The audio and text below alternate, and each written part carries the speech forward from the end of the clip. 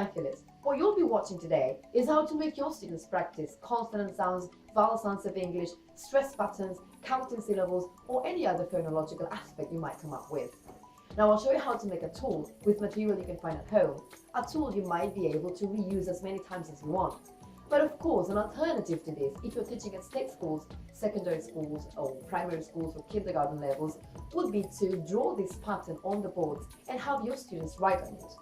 Now, if you're interested and you want to make your lesson memorable, don't forget to watch what comes next. Now, once again, I used cardboard from a box of toys, and then I painted it to make it more striking to students. I cut a big circle, and then I cut a smaller circle out of the plastic that covers the same box of toys to make it laminated and to be able to write on it and then delete afterwards. Now, if you work or if you have an academy, then you can hang this on the wall permanently. But if you work at a state school, then, as I said before, you can draw this on the board.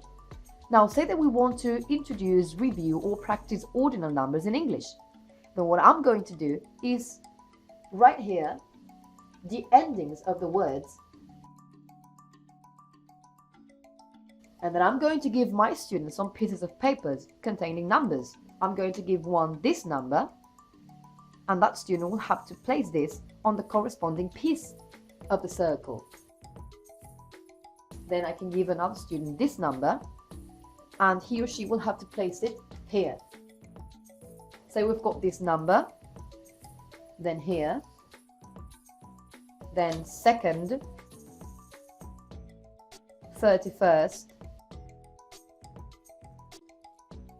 fourth, 10th, 23rd,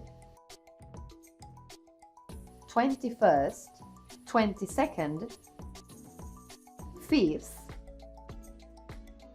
27th, and 6th. Now afterwards, you can have your students write the complete numbers on their folders. And finally, to make them practice pronunciation, you can ask them to tell you all the numbers in increasing order, orally of course. Then you give the marker to one student, that student has to say first, and then the following student has to say second, and so on. Now the reason why I laminated this was to be able to clean the words and then write other words again. Let's say that we want to practice syllables, counting syllables.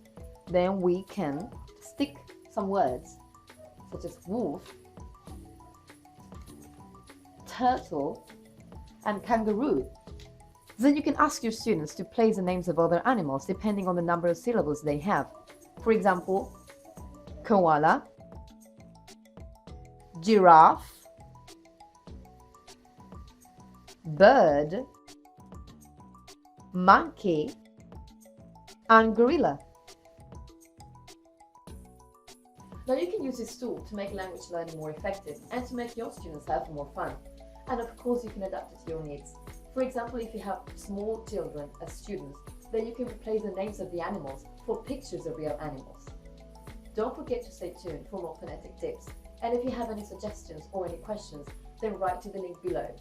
And thanks a lot for watching.